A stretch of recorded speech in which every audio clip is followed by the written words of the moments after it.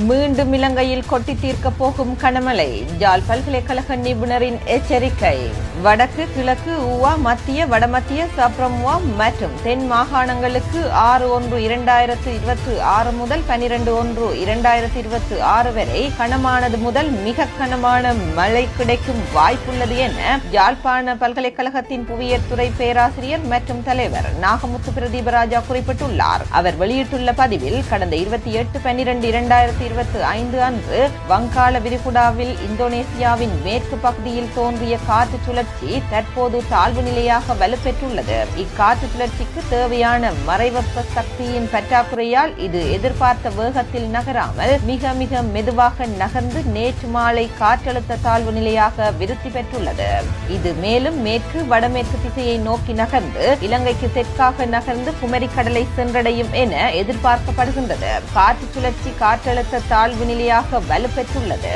இதன் காரணமாக வடக்கு, கிழக்கு, ஊவா, மத்திய, வடமத்திய, சப்ரமுவா மற்றும் தென் மாகாணங்களுக்கு நாளை முதல் 12/1/2026 வரை கனமானது முதல் மிக கனமான மழை கிடைக்கும் வாய்ப்புள்ளது. குறிப்பாக 6/1/2026 முதல் 11/1/2026 வரை மேற்குறிப்பிட்ட மாகாணங்களின் பல பகுதிகளுக்கும் மிக கனமழை கிடைக்கும் வாய்ப்புள்ளது. மிக முக்கியமாக நாளை 6/1/2026 முதல் 11/1/2026 வரை வடக்கு, கிழக்கு மற்றும் ஊவா மாகாணங்களுக்கு மிக மிக கனமழை கிடைக்கும் வாய்ப்புள்ளது.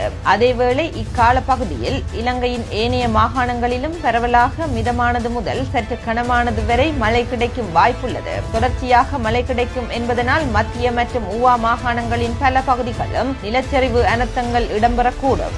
எனவே மக்கள் இது தொடர்பாக மிகவும் விழிப்பாக இருப்பது அவசியம். வடக்கு, கிழக்கு, மத்திய, வடமத்திய மாகாணங்களின் நீர்த்தேக்கங்களின் முகாமையாளர்கள் இந்த காற்றழுத்த தாழ்வு நிலையோடு தொடர்புடைய கனமழை நிகழ்வு தொடர்பாக அதிக கருத்தினை கொள்வது விரும்பத்தக்கது. அதேவேளை இலங்கையின் வடக்கு, கிழக்கு, தென்கிழக்கு மற்றும் தெற்கு கடற்பிராந்தியங்கள் நாளை 6/1/2026 முதல் கொந்தளிப்பான நிலையில் காணப்படும் என்பதனால் மீனவர்கள் கடலுக்கு செல்வதில் மிக அவதானமாக இருப்பது அவசியம். அதேவேளை கிழக்கு, தென்கிழக்கு கடற்பகுதிகளில் பல நாட்காலங்களில் ஆழ்கடல் மீன்பிடி நடவடிக்கைகளுக்காக சென்றுள்ளவர்களும் இந்த காற்றழுத்த தாழ்வு நிலை தொடர்பில் அவதானமாக இருப்பது சிறந்தது என அறிவிக்கப்பட்டுள்ளது.